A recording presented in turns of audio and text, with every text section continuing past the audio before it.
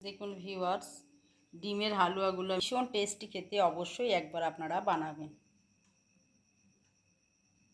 আজকে রেসিপি ডিমের হালুয়া। 4টে ডিম নিয়েছি, 8 কাপ দেখুন আমি দেশি ঘি, 1/4 কাপ আমি নিয়েছি পাউডার মিল্ক, 1/2 কাপ নিয়েছি আমি চিনি, 1 চিমটি লবণ, দুধ দেবো সবে। দেখুন 4টে ডিম আমি ভেঙে দিয়েছি, 1 চিমটি আমি লবণ দিয়ে দিলাম, চিনিটা 1/2 কাপ আমি দিয়ে দিলাম।